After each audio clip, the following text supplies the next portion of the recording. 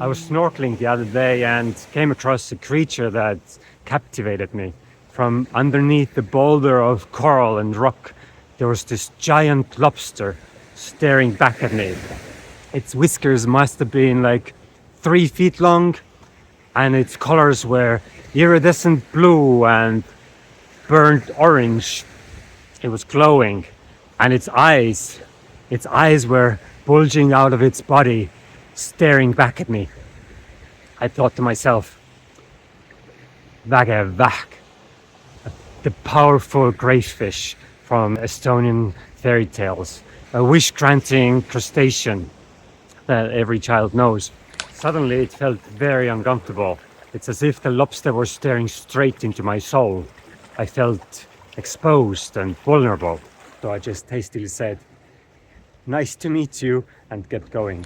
In my last video, I covered the topic of Vägi, the power that animates the universe. So this time I'm inspired to tell you the story of the powerful crayfish and the greedy woman. It's a story about instant gratification and same-day delivery of your wildest wishes and dreams and desires. What would you ask for if your wildest whims come fruition? How far would you push your luck? And what would it feel like if you inevitably lose it all again? In cultures around the world, there are stories of wish-granting fish.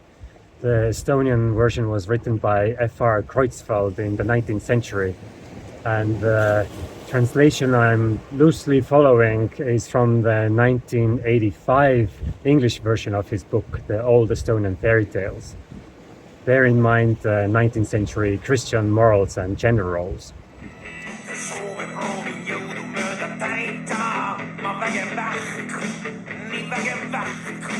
The story of Vägev Vähk and the greedy woman has inspired at least one song and one cover of the song. Both are great. There's a beautiful short animated movie and many retellings. I'm going to leave the links for the book and the songs and the movie down in the description.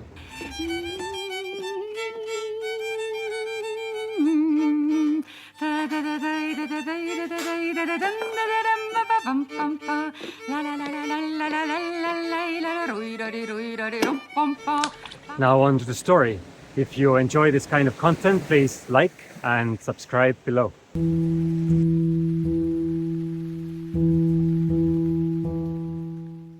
Once, a man and his wife went haymaking early in the morning.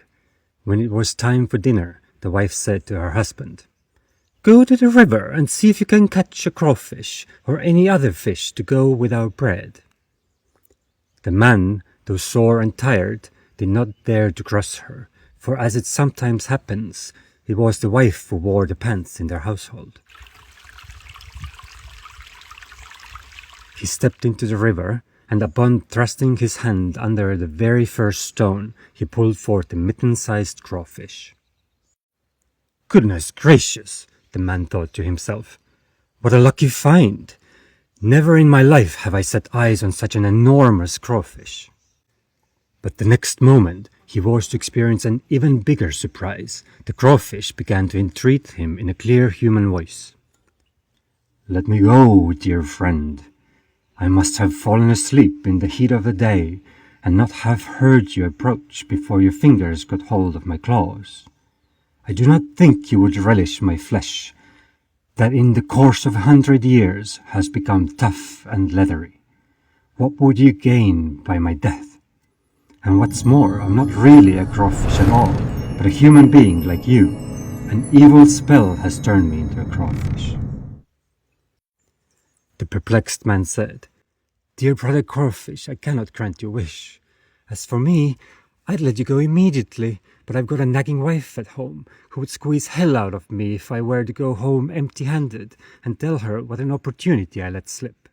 "Well," the Crawfish replied, "you needn't tell her about it, need you?"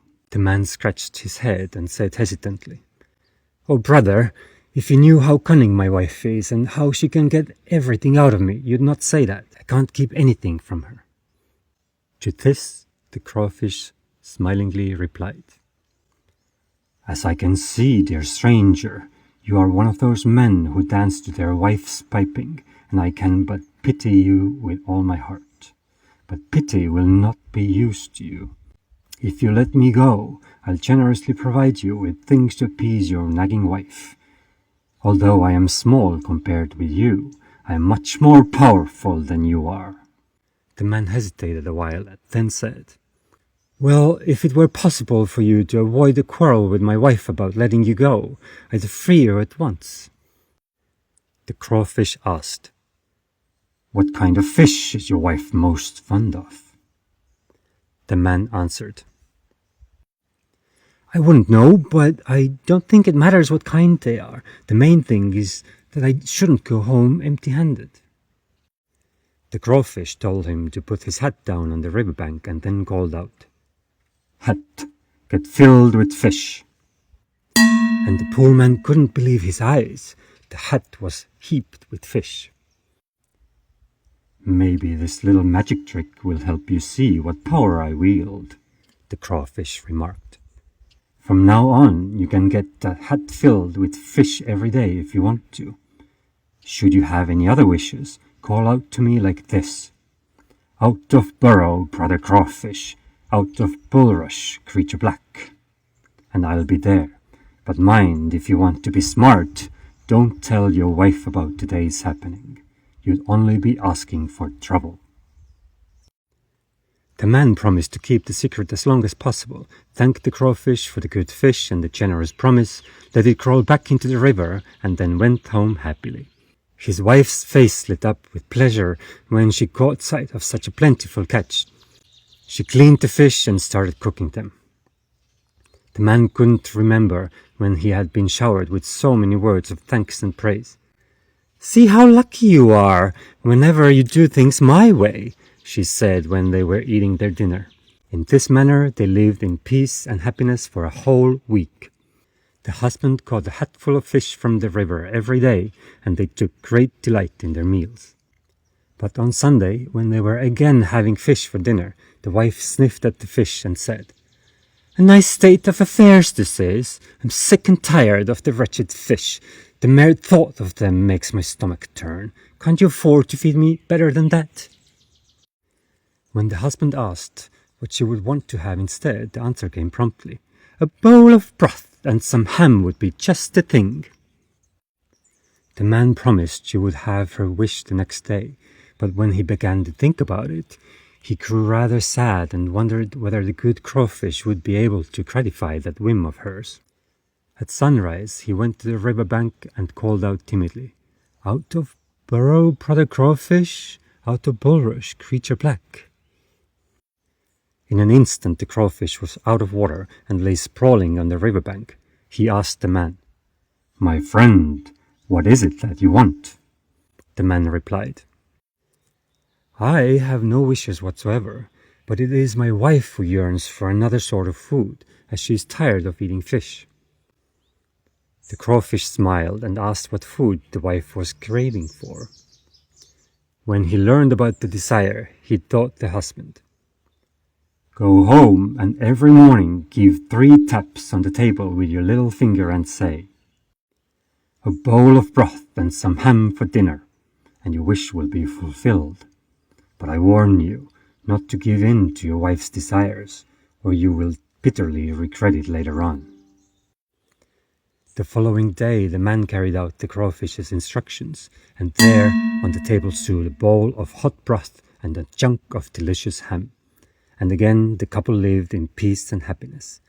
The wife was as gentle as a dove, and tried as best she could to anticipate his wishes and humor him in every possible way. The week was hardly over, when at dinner she again twitched her nose and said, "A sumptuous dinner indeed, broth and ham, day in, day out. I can't bear the sight of them." The humble husband asked meekly, "Pray tell me your heart's desire." And she snapped, "Roast goose and some fancy cakes." The poor husband set out to the river again. He was afraid of troubling the crawfish so often, but on the other hand, He had to yield to his wife's demand, or she would have kicked up a mighty row. He took some time pacing up and down along the riverbank, until at last he mustered enough courage to call out in a timid voice, "Out of burrow, brother crawfish, out of bulrush, creature black."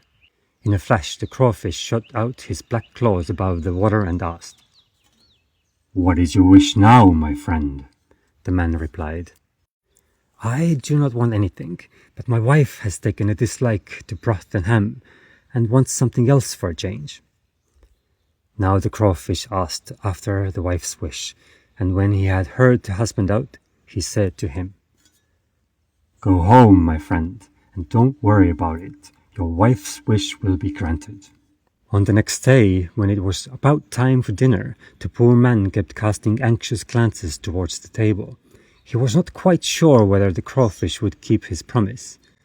And the higher the sun climbed in the sky, the lower the man's spirits fell, for there was still no trace of the promised fare.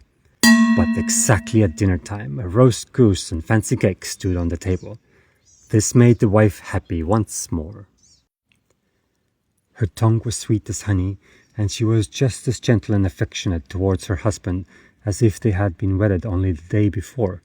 When they went to bed in the evening, she wheedled her husband into telling her his secret about the crawfish. "Our life will be one great joy now that you've got such a powerful helper. It's time we started living a better life. I've been hating those peasant clothes all along. Now I want to have beautiful dresses suitable for a lady. Go and ask for them." The poor husband attempted to dissuade the woman from the undertaking, and told her that he couldn't be sure that the crawfish was able to gratify that wish of hers. But she insisted on having her way, and nagged at the man until she got him to go to the crawfish again. The miserable man set out towards the river, and on his way he thought to himself, "If the crawfish is not able to fulfill her wish, I will drown myself in the river." Hesitant and wavering, he paced along the riverbank for quite some time, before he plucked up his courage to call out timidly, "Out of burrow, brother crawfish, out of bulrush, creature black." At once the crawfish shot out his claws above the water and inquired, "What do you want now, my friend?" The man said in reply, "I've got no wishes at all, but my wife is so greedy, there seems to be no end to her whims, although every day she gets roast goose and fancy cakes for dinner." "What does she want now?" the crawfish asked. The man said, "Now she wants to have beautiful dresses fit for a lady." The crawfish smiled and said, "Go home, and you may rest assured that her wish will be granted." The man thanked his helper for the kind promise and started on his way home. He was glad that everything had come off so smoothly. When he approached the gate, a lady in fine clothes came to meet him. At first he took the woman for a stranger, but upon taking a sharper look at her, he recognized his wife. Now life was really happy for them. A roast goose and delicious cakes for dinner, and the mistress of the house dressed up like a lady. But the happiness didn't last long. At the weekend, the wife declared, "I've been thinking things over, and I've decided we can't go on like that any longer. Lovely clothes, roast goose and fancy cakes do not belong in a peasant's hut. The crawfish must get us a manor house, so that I will also feel like a lady." The man was very much against this idea, and tried to make his wife understand that their helper might resent her wish. But all in vain. She nagged at him until he gave in to her. With a heavy heart the man made for the river the following day. He stopped on his way many a time and tried to find a way out of the plight he was in. But there was nothing he could do, and he had to turn to his helper again. He called out, "Out of burrow, brother crawfish, out of bulrush, creature black." In no time the crawfish shot out his black claws above the water and asked, "What's your wish this time, my friend?" The man replied, "I myself am fully content with my life, but it is my wife who is not satisfied and has been nagging at me day and night to come and seek your aid." The crawfish asked what it was that the woman wanted. The man told him that she wanted to have a manor house and the title of a lady, and in the end he told the crawfish how his wife had got to know about their secret. "You unfortunate man, now you've yourself put an end to your peace and happiness. Your wife will never give you a moment's peace until all your happiness comes to an end. But this time you can go home in peace. Your wife's wish will be fulfilled." When the man was approaching his home, it seemed to him as if he had lost his way, for he couldn't find his hut anywhere. Everything around him looked so strange and unfamiliar. In the middle of a beautiful garden there stood a splendid manor house, and a lady all dressed in silk came to meet him. From her voice, the man recognized her to be his wife. She threw her arms around his neck and said in a sweet voice, "Now my wishes have been granted. I am very grateful to you and your helper, the crawfish." The man was overjoyed. Now he had a tender and loving wife, and they were happy together. For the daily food, the cooks provided the lady of the house with everything she desired. A better life could hardly be found anywhere else in the world. But nothing satisfied the greedy wife for long. Within a few weeks she began insisting that her husband should go to the crawfish and tell him that she wanted to become a queen. The poor husband begged and pleaded with her, but it was of no avail. The wife didn't give him any peace and kept talking about it day and night, until the poor wretched man had no other escape but to go to his old friend and seek his counsel. When he came to the river, he looked more dead than alive. After a while he called out timidly, "Out of burrow, brother crawfish, out of bulrush, creature black." Immediately the crawfish shot out his black claws above the water and asked, "What do you want, my friend?" The man answered wearily, "I'm quite content with my life, but my wife is never satisfied." The crawfish asked, "What else does she want?" The man replied, "She wants to become a queen." "Oh, indeed. Well, as I owe you a debt of gratitude, her wish will be granted one more time." Upon coming home, the man found his wife to be the queen of the land. Hundreds of servants and maids were rushing about, eager to carry out the orders given by the new queen. "Heaven be thanked," the man thought to himself. "Now at last I can live in peace, for what more could a mortal desire? She has servants at every step to wait on her, so that I hope she won't notice me sneaking off to take a rest after all that fuss and bother." For more than 2 months, the queen lived in a royal splendor without pestering her husband. Then one day, she had her husband called to her and told him, "I don't want to be a queen anymore. I'd like to be somebody higher still. You and the crawfish must help me." The husband asked her, "Who else is there higher in the world than a queen?" The wife snapped in reply, "I want to be God Almighty." The poor man was taken aback and stared at her, speechless. He pleaded his wife to give up the mad idea. "I'm not going to ask the crawfish to grant this request." "You miserable dog! How dare you defy the orders of your wedded wife and your queen? Go and do what you are told without delay, or I'll have you put to death." The man thought to himself, "We all have to die one day. I don't care if I meet my death through the hand of my wicked wife or through that of the crawfish. I'm going to obey her orders." And he set off bravely. But the closer he came to the river, the shorter and more faltering his steps became. Taking his courage in both hands, he called out, "Out of burrow, brother crawfish, out of bulrush, creature black." Nothing happened. A deadly silence reigned. Neither the crawfish nor any other creature presented itself. The man called out the second time, and then the third. And slowly the crawfish stretched out his black claws one after the other and asked, "What do you want with me?" The man stammered in reply, "I wouldn't trouble you for anything, but my royal wife is again nagging at me and giving me no peace." "What greed does she have now?" the crawfish asked. The man answered, "She wants to be nothing less than God Almighty." In a fit of rage, the crawfish bellowed, "Into a pigsty with both of you! That greedy wife of yours is a stupid half-wit, and you are no better." At these words, the man felt the earth shake under his feet, and when he looked around, he saw no trace of the river or the crawfish. Somewhat further off, he saw a shabby hut in an open field. When he reached the hut, he found it to be a pigsty. His greedy wife was lying on a dung heap in tattered rags, and thus there was nothing for them but to continue living in the pigsty to the end of their days.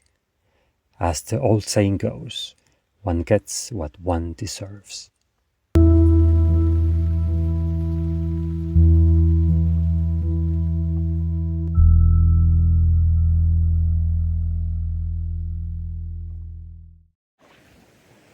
Welcome to Pet's House,